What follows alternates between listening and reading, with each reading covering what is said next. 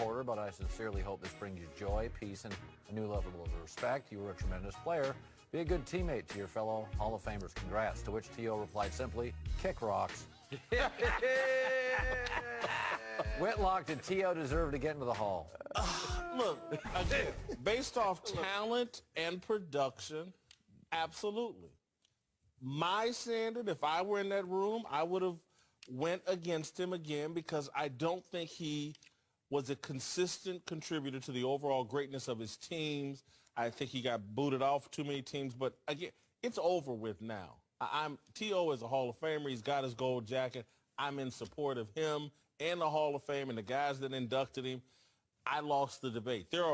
There are many more players that I have a problem with being in the Hall of Fame than Terrell Owens. I mean, that I just don't think their play was good enough to be in the Hall of Fame.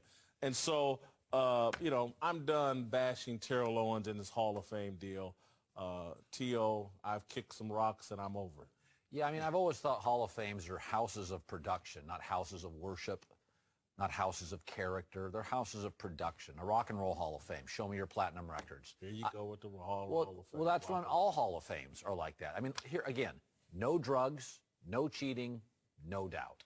I got massive production. By the way, he couldn't have been that hurtful to a team's momentum. He got to Super Bowls. The Niners were good. Philadelphia was good. So, and those were good teams when he got there. They were good teams when he left. Listen, he was needy. But come on, man, not everybody can be Larry Fitzgerald.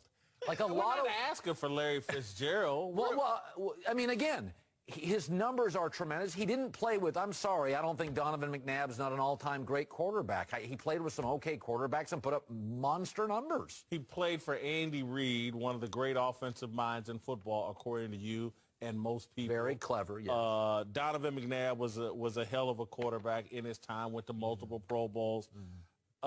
Jeff Garcia was a Pro Bowler. T.O. helped him do that. Look, I don't have a problem with T.O. being in the Hall of Fame now that he's in. Friday. Yeah, I did. Now that he's in, look, I try to respect all the Hall of Fame. Again, when I think about guys that don't belong in the Hall of Fame, T.O. isn't the highest on my list. There's a bunch of other guys. T.O. was an incredibly productive player. And because he was a productive player, he deserves to be in the Hall of Fame. I mean, to me, that's the end of the story. Like I always say, if I put a 5-minute highlight tape of myself together, there's no keeping me out of the Hall of Fame. It's the other 7,000 minutes that I played that keep me out of the Hall of Fame, right? So that's the problem. If it was the Hall of Good Guys, I'd be in. If it was, I'd be in the Hall of Good Guys. I wasn't a good enough player to be in the Hall of Fame. He's a great player. Not even a good player. He was a great player. And so I look at all the bad teammate, great player. Well, there's a lot of guys. There's a lot of guys who aren't good teammates that you look at and go, that dude's a great. Hey, listen, I don't need to pick out curtains with the dude. I just want him to show up on Sunday and wreck the game. And as long as he does that, we're going to be all right. Yeah, absolutely. I mean, and coming off the field, like, yeah, you don't care what the guy does. You can sleep in your car. You can do whatever you want. Just show up and get sacks or catch the football, whatever it is. You do it and do it great. T.O. did that. Deserves to be in the Hall of Fame. I always look at this. I heard this from somebody. I don't know where I heard it from. But if you're telling a story of the NFL. Oh, that's telling a story of the NFL. T.O. has to be mentioned. If you're explaining what the NFL was all about from the beginning of its inception to where it is now, his name would come up. It's a fairy tale now. It's not a fairy tale. Forget about what he did off the field. I'm talking about from on the field, what he's did over his career. My problem is with this standard they've created. Can you tell the story of the NFL without this guy? And it's like, this isn't a children's story. It's about what you did on the field, in the game. And so I get it. People that can't evaluate football, they want to turn it into a storytelling deal. And can you tell the story without Tim Tebow? Ray Rice. I can tell a bunch of guys you got to throw in there if it's just a story tale. But he couldn't have been that. There couldn't have been that much disdain for him in every locker room. Now, I think he may have driven some coaches crazy. But that's part of football. No question. But every time we did stories at the other place, there'll always be players like, I like T.O. Crazy players. Pac-Man Jones got a lot of boys in that locker room that love him. A lot of guys loved O.J. Simpson. A lot of guys love a lot of guys. Being sinister. No. T.O. is just needy. Again, you can find someone on every team that got along with, X number of guys. There was a bunch of guys that didn't like I think your argument holds water if he's a good receiver. And you're like, okay, does he, he's the baseball guy with a 288 career average. You can't keep Jeter out. Like, he's way up there. All right, let's do this then. Let's reduce the argument to this. Everybody's acting like it's a crime that he got in on the third vote. But there's only been 2 guys that get in on the first. Jerry Rice at his position. Jerry Rice and Randy Moss this time. I don't think T.O.'s on the same level as those 2 guys. Well, he didn't get in on the first ballot. No, I understand that. So there's been no crime committed that he was in the third ballot. Same as Michael Irvin, who won 3 Super Bowls. Same as Marvin Harrison, who, was terrific. Got in quicker than Chris Carter, than Art Monk. There was no crime committed to T.O. because he had to wait. Where is he? Tony Gonzalez has to wait. That's a crime. That's a crime. Next year's your first year. Next year, we'll see. I may campaign against Tony. I would vote. I need somebody to come against. I may campaign. You know what? Kick Rod. All right, back to the Super Bowl, which wasn't without some controversy, with 2 Eagles touchdown catches being reviewed and upheld by the officials, despite some questions over the always confusing catch rules. Cowher, these types of plays have been driving controversy all year. Did the refs get them right last night? They got one right and they got one wrong. Listen, the NFL went into that game, they wanted catches. They wanted catches. If you show me what you are, I believe you. All year, they showed me that play in the end zone, the back of the end zone. That wasn't a touchdown. All year long. All year, they got it wrong. Well, okay, fine. But when you show me your actions, show me your behavior, I believe you. All year long, that's not a catch because of a bobble. I'm sitting there. It wasn't a bobble. The ball moved. It was not a bobble. Well, I don't think he ever truly lost control of the football. Well, what's control mean? Well, again, I agree, but I just don't think that movement was enough to say he lost control. And so our Rivian went with the call on the field, which is what they should do more often than not. I think what you saw in the Super Bowl was, this is how we're going to move forward with this rule because we know this rule stinks and we need to change it.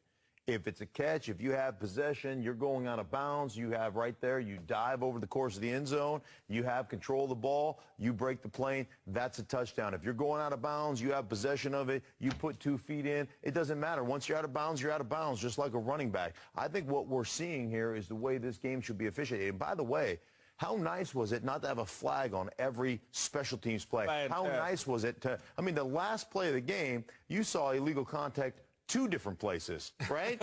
Right? The defense should have had an illegal contact on there. You should have had that against Hogan. And then Gronk is just, manhandling people back there.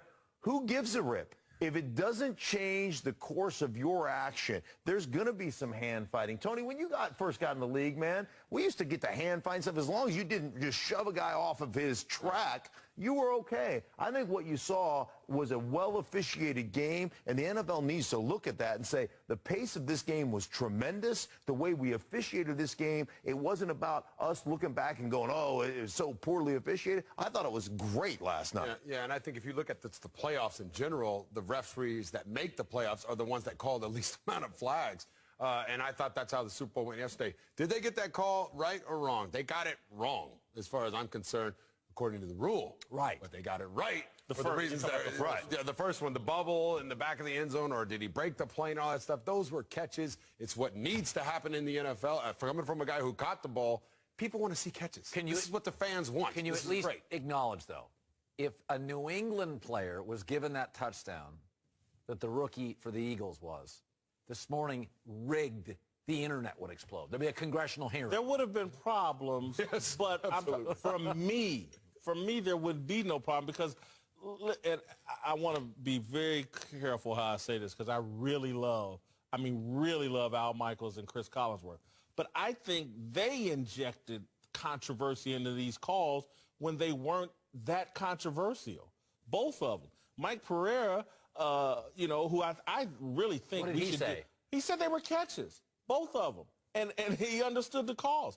And I wish, I'm going to lobby Eric Shanks to loan Mike Pereira out to the rest of these networks so we can get some of this confusion removed from the game. Because it's like Mike Pereira is the only guy that gets it right. By the way, I'm not arguing. I think they both should be touchdowns. All I'm arguing is on the one, I've been taught by the league that it's not a catch. I think both should be touchdowns. In my life, those were always touchdowns. Again, I thought the first one was close. The call on the field should stand because there was not overwhelming evidence that he lost control of the football. Again, particularly if you watch in real time, the ball can move without you losing control of it, but you slow it down to this microscopic slow. Oh, look at that movement. And there was this brief half of a millisecond where he didn't have his hands on the ball. That's where we get into this gray area. Right. But again, I'll just say this.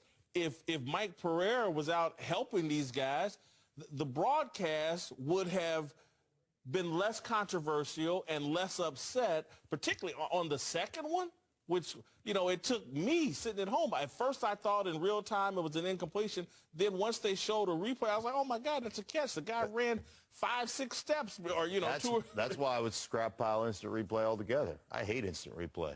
I'd scrap pile. I don't think it helps the TV product. I think it extends the game by about 12 minutes of sitting around. Like, I do think you can make an I argument. hate replay. I think technology. I want it right. And by the way, but we want it right, but only only on the plays that you can actually replay, because there's some plays where you can't get it right. Oh, by the way, though, I want it right as long as I have a challenge flag. But if you're out of challenge flags, I don't care if you get it right. Think about Stop every that. date. But I want it right. Think about every date. If there was replay, sometimes real time should be the only If it was time. a replay, I'd still be a virgin. All right, coming up, what's the final verdict on Justin Timberlake's halftime show?